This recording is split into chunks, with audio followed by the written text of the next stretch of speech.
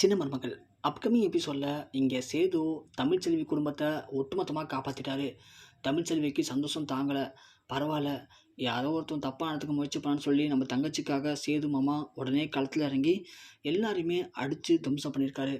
இது நினைக்கும் போது எனக்கு ரொம்ப சந்தோஷமாக இருக்குக்கா அப்படிங்கிற மாதிரி மலர்காட்டா பேசுகிறாங்க. பேசுறது மட்டும் இல்லாமல் இங்கே இந்த விஷயம் கேள்விப்பட்டு தாமரை ரொம்பவுமே கடுப்பாயிடுறாங்க. ஏன்னா தாமரை எவ்வளவோ பிளான் பண்ணி தான் அந்த அடியாளங்களை அந்த ஹோட்டலுக்கு அனுப்பி வச்சாங்க. அப்படி இருக்கும்போது அதை சேது இந்த அளவுக்கு அடித்து நொறுக்குவார்னு யாரும் எதிர்பார்க்கவே இல்லை. இப்போது என்னடா பண்ணுறதுன்னு சொல்லி இங்கே தாமரை ஒரு பக்கம் திருதுன்னு முடிச்சிட்டு இருக்காங்க. இந்த விஷயத்த அவங்க நேராக சாவித்திட்ட சொல்கிறாங்க. அம்மா, நம்ம போட்ட பிளான் எல்லாமே கெட்டு போச்சுமா. நாம் எவ்வளோ அழகாக பிளான் போட்டோம், அவனுங்களும் போயிட்டு ஹோட்டல்லாம் அடித்து நொறுக்கிட்டானுங்க. தேவையில்லாமல் அந்த தமிழ்ச்சியுடைய தங்கச்சிக்கிட்ட கை வைக்க போயிருக்கானுங்க. அப்பன்னு பார்த்து நம்ம சேது மாமா அங்கே இருந்திருக்காரு. உடனே அவர் உள்ளே பூந்து எல்லாருமே அடித்து புரட்டி எடுத்துட்டாருமா. ஒரு வழியாக நம்ம போட்ட திட்டம் எல்லாமே வேஸ்ட்டாக போச்சுமா. இந்த தமிழ்ச்செல்வியால் நமக்கு ரொம்ப தலைவலிதாம்மா அப்படின்னு சொல்ல இங்கே ஈஸ்வரியும் சொல்கிறாங்க. ஆமாம் தாமரை, இந்த தமிழ்ச்செல்வியை முதல்ல ஒழிச்சு கட்டினா தான் நாம் அந்த குடும்பத்தை ஒழிச்சு கட்ட முடியும் போல். நான் என்ன பிளான் பண்ணேன், அந்த ஹோட்டலை ஒன்றும் இல்லாமல் ஆக்கிட்டோன்னா அந்த குடும்பம் நடுத்தருக்கு வந்துடும். அப்புறம் இந்த தமிழ்ச்செல்வி தான் போய் அந்த குடும்பத்தை காப்பாற்ற வேண்டிய நிலைமை ஏற்படும். அதனால தமிழ்ச்செல்வி தானாகவே இந்த வீட்டை விட்டு போயிடுவான்னு நான் பிளான் பண்ணேன். ஆனால் அதுக்குள்ளே நாம் எதிர்பார்க்காத மாதிரி இப்போது இந்த சேது போய் உள்ளே பூந்து இந்த பிரச்சனையெல்லாம் சரி பண்ணிட்டான். இப்போது சேது இந்த ஃபைட்லாம் பண்ணி தமிழ்ச்செல்வி குடும்பத்தை காப்பாற்றுறதுனால கண்டிப்பாக தமிழ்ச்செல்விக்கு சேது மேலே ஒரு நல்ல அபிப்பிராயம் வந்திருக்கும். சேதுவும் அதை வச்சு தமிழ்ச்செல்விக்கிட்ட திரும்பவும் பேச ஆரம்பிச்சிட்டான்னு வச்சுக்கேன். அப்புறம் நாம் என்ன பண்ணாலும் ஒன்றுமே நடக்காது. இதை இப்படி விடக்கூடாதுடி அப்படின்னு சொல்லி இவங்க 3 பேரும் பேசிகிட்டு இருக்காங்க. அதனால் திரும்பவும் ஏதாவது ஒரு பிரச்சனை பண்ணி சேதுக்கிட்ட தமிழ்ச்செல்வியை பற்றி கோத்து விடணும். அப்போ தான் தமிழ்ச்செல்வி மேலே சேது கோவப்படுவான். அதுதான் நமக்கு நல்லாயிருக்கும் அப்படிங்கிற மாதிரி முடிவு பண்ணுறாங்க. இந்த பக்கம் சேது எல்லாத்தையுமே முடிச்சுட்டு வீட்டுக்கு வராரு. தமிழ்ச்செல்வி சேதுக்காக காத்துட்ருக்காங்க. வந்தோடனே கண்டிப்பாக ஒரு தேங்க்ஸ் சொல்லணும் அப்படின்னு சொல்லிட்டு சேது வந்த உடனே அங்கே ஓடுறாங்க தமிழ்ச்செல்வி. சேது நேராக போய் அவருடைய ஃபோன்லாம் வச்சுட்டு கை கால்லாம் கழுவுறாரு. அந்த இடத்துல போயிட்டு தமிழ்ச்செல்வி, ஏங்க உங்கள்கிட்ட கொஞ்சம் பேசணும்னு சொல்ல, உடனே என்ன உன்னை பார்த்துல எனக்கு பிடிக்கல, உன்னால தான் நான் இந்த நிலைமைக்கு ஆளாயிருக்கேன், ஒழுங்காக போயிடு, இல்லைன்னா உன்னை இங்கேயே கண்டத்தமாக வெட்டி போட்டுருவேன் அப்படின்னு சொல்ல, நீங்கள் என்ன அடித்தாலும் சரி வெட்டி போட்டாலும் சரி எனக்கு அதை பற்றி கவலையே இல்லை.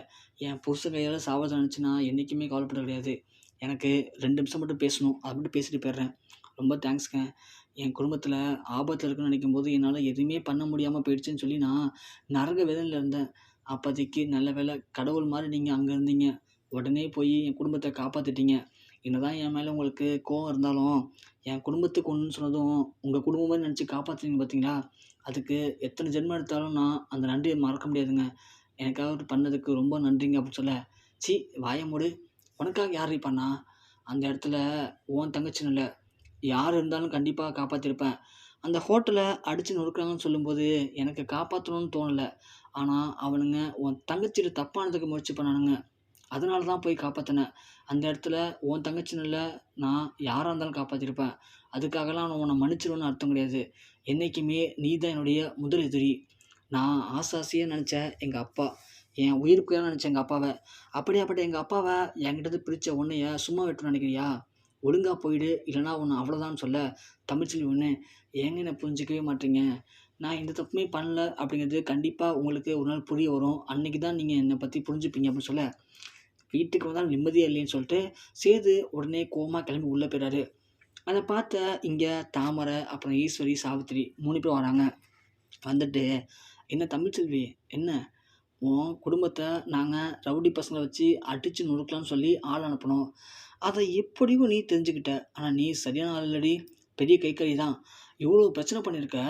சேதுவை அவங்க அப்பாட்ட ஒட்டு மொத்தமாக பிரிச்சுட்ட. ஆனால் பிரிச்சும் கூட சேது உன் மேலே எந்த அளவுக்கு மோகத்தில் இருக்கான் பாரேன். அப்படி என்னடி வசியம் பண்ணீங்க அவனுக்கு? அது உடனே ஈஸி சொல்கிறாங்க, அத்தாச்சி அவளுங்க குடும்பமே கைக்காரி குடும்பம் அத்தாச்சி. சித்ராணி சொன்னான். அதாவது கிராமத்தில் என்ன பண்ணுவாங்களாம், கோழி அடித்து குழம்பு வைக்கும்போது அதில் வசியம் கலந்துருவாங்களாம். அதை கலந்து போட்டுட்டோம்னு வச்சுங்களேன், நாம் அடித்து துரத்துனாலும் நம்ம பின்னாடி சுற்றிட்டு இருப்பாங்களாம். சித்ரா சொன்னான். அது மாதிரி தான் ஆத்தாச்சி இவளுங்க. இவ இவ அம்மாக்காரி அவள் தங்கச்சிக்கெல்லாம் சேர்ந்து ஏதோ வசியம் வச்சுட்டாளுங்க சேதுக்கு. அதான் என்ன நடந்தாலும் சேது இவளுங்களை விட்டு போக மாட்டேங்கிறான். இவனுங்க முந்தானியை பிடிச்சிட்டே சுற்றிட்டு இருக்கான். அதான் வேற ஒன்றும் இல்லை அத்தாச்சி அப்படின்னு சொல்ல, அம்மாமா அதனால தாம்மா இவ இந்த ஆட்டம் போட்டுட்ருக்கான்னு சித்ரா சொல்ல, தாமரை உடனே, "இருக்கட்டும் அத்தை, திரும்பவும் ஒரு பிளான போடுவோம். போட்டு இந்த தமிழ்ச்செல்வி, அப்புறம் அந்த ஹோட்டலு, அந்த குடும்பம் எல்லாத்தையுமே ஒண்ணும் இல்லாம ஆக்கணும். அப்பதான் இவங்க அடங்குவாளுங்க. இல்லன்னா இவங்களுக்கெல்லாம் திமிரு அதிகமா போயிடும்." அப்படின்னு சொல்லவும், தமிழ்ச்செல்வி ஒடனே, "இங்க பாருங்க, திரும்பவும் சொல்றேன். யாரோ ஒருத்தவன் என் தங்கச்சிய கைய புடிக்க வந்தான்னு தெரிஞ்ச உடனே, சேது மாமா அங்க பூந்து எல்லாரையுமே அடிச்சு நொறுக்கிட்டாரு. ஆனா, அதுவே அவரு பொண்டாட்டி ஒருத்தவன் தொட வந்தான்னு தெரிஞ்சுன்னு வச்சுங்களேன், கண்டிப்பா சேது மாமா யோசிக்கவே மாட்டாரு. அருவாள எடுத்து கண்டத்தனமா வெட்டி போட்டுட்டு தான் அப்புறம் பேசவே ஆரம்பிப்பாரு. அதனால திரும்பவும் சொல்றேன், தேவையில்லாம என்னையோ, என் குடும்பத்தையோ இந்த பிரச்சனை இழுக்காதீங்க. அவங்க பாட்டுக்கு ஏதோ கஷ்டப்பட்டு சாப்பிட்டுட்டு இருக்காங்க. இப்படி அவங்கள தேவையில்லாம இந்த பிரச்சனைக்குள்ள இழுத்து விட்டீங்க அப்படின்னா, நான் வந்து நடந்த எல்லாத்தையுமே போய் சேது மாமாட்ட சொல்ல வேண்டியதா இருக்கும். அப்படி மட்டும் நான் சொல்லிட்டேன்னு வச்சுக்கங்களேன், அப்புறம் உங்க புள்ளைய நீங்க உயிரோடயே பார்க்க முடியாது. அது மட்டும் இல்ல, இந்த ஹோட்டல அடிச்சு நொறுக்க சொன்னது நீங்க தான். அப்படிங்கிற விஷயத்த தெரிஞ்சுருச்சுங்க எங்க மாமாக்கு. அப்புறம் அவரு என்ன பண்ணுவாருன்னு தெரியாது. என்னுடைய மானத்துக்கும், அவருடைய உயிருக்காகவும் தான் நான் இதெல்லாம் சொல்லாம இருக்கேன். ஏன்னா, உங்க பையன் என்கிட்ட தப்பா நடந்துக்க முயற்சிப்பான்னு தெரிஞ்சா, அது எனக்கும் தான் அசிங்கம். அதோட இந்த விஷயம் அவருக்கு தெரிஞ்சுன்னு வச்சுக்கங்களேன், கண்டதும் வெட்டி போட்டு ஜெயிலுக்கு போறத கூட யோசிக்க மாட்டாரு. அதனால பாதிக்கப்பட போறது நாங்க தான். அதனால தான் நான் பொறுமையா போயிட்டுருக்கேன். மத்தபடி உங்களுக்கெல்லாம் பயந்து போகல. அதனால இனிமேலும் எனக்கு கொறச்சு கொடுக்காம, என்ட்ட பிரச்சனை பண்ணாம அமைதியா இருங்க. இல்ல அப்படின்னா, நான் அப்புறம் எதையுமே யோசிக்காம நேரா போய் சேதுகிட்டயும், ராஜாங்க மாமாட்டயும் நடந்த எல்லாத்தையுமே சொல்லிடுவேன் பார்த்துக்கோங்க அப்படின்னு சொல்ல, உடனே தாமரை தமிழ்ச்செல்விய பலரும் அற விடுறாங்க. "என்னடி வாய் நீண்டு போச்சா? ரொம்ப பேசிட்டு இருக்க, நானும் பார்த்துட்டே இருக்கேன். என்ன சேது உன் தங்கச்சிய காப்பாத்திட்டான்னு சொல்லிட்டு ரொம்ப ஆடுற. அதெல்லாம் சும்மா புரியுதா? என்னைக்குமே நாங்க இருக்க வரைக்கும், நீ இனிமே இந்த வீட்டுக்குள்ள வரவும் முடியாது. சேதுக்கு மனைவியாவும் ஆக முடியாது. இனிமே நீ இந்த வீட்ட விட்டு போக வேண்டியது தான். அதுக்கப்புறம் நான் தான் சேதுவோட மனைவி. புரியுதா?" அப்படின்னு சொல்லி தாமரை சொல்ல, அப்பதான் சேது அப்படியே கை தட்டுறாரு.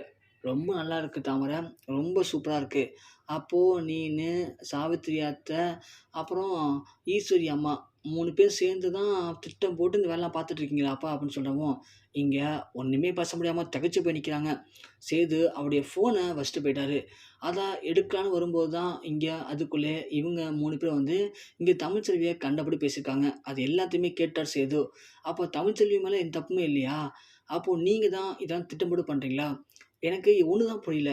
அன்னைக்கு போலீஸ்க்கு கால் பண்ணி சொன்னது யார் அப்போ? அப்போ அதுக்கும் தமிழ்ச்செல்விக்கும் எந்த சம்மந்தமும் இல்லையா? அப்போ வேணும்னே நீங்க தமிழ்ச்செல்விய பழி வாங்கணும், தமிழ்ச்செல்விய இந்த வீட்ட விட்டு தொரத்தணும் அப்படின்னு திட்டம் போட்டு தான் பண்ணியிருக்கீங்கல்ல? ச்சீ! உங்களுக்கெல்லாம் வெட்கமா இல்ல? இந்த வீட்டு சாப்பாடு சாப்பிட்டுட்டு எப்படி எங்க அப்பாவுக்கு துரோகம் பண்ண மனசு வந்துச்சு உனக்கு அப்படின்னு சொல்ல, ஈஸ்வரி, சாவித்திரி, தாமரை 3 பேரும் கெஞ்சுறாங்க. "சேது, சேது நாங்க ஏதோ விளையாட்டா பேசினோம் சேது. நீ ஏதோ தவறா புரிஞ்சுக்கிட்ட. அப்படிலாம் ஒண்ணும் இல்ல சேதுன்னு" சொல்ல, "எது விளையாட்டா பேசுனீங்க அத்த? எது விளையாட்டா பேசுனீங்க? பாவம் அந்த பொண்ணு.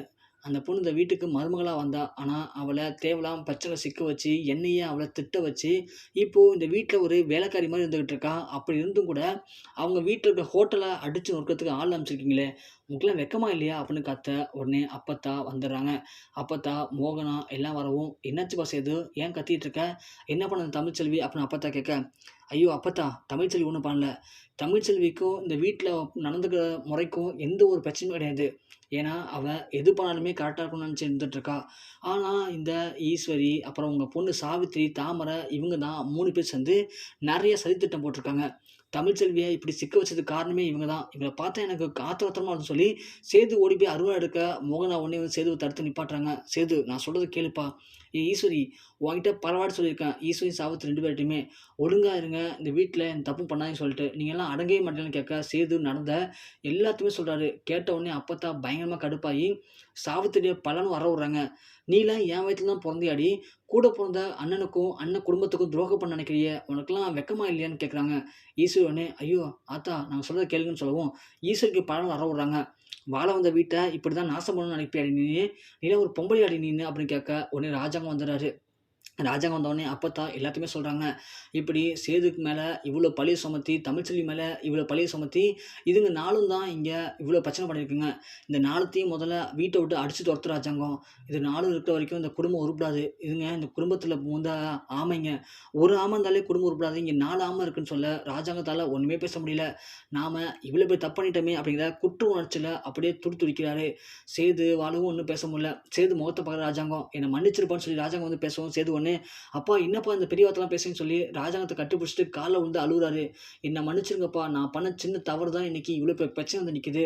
நீங்களும் நானும் பேசிக்க மாட்டோம்ன்னு தெரிஞ்ச உடனே இந்த ஈஸ்வரி சித்தி, அப்புறம் சாவித்திரி அத்தலாம் என்னென்னமோ பிரச்சனை பண்ணிட்டு இருக்காங்கப்பா.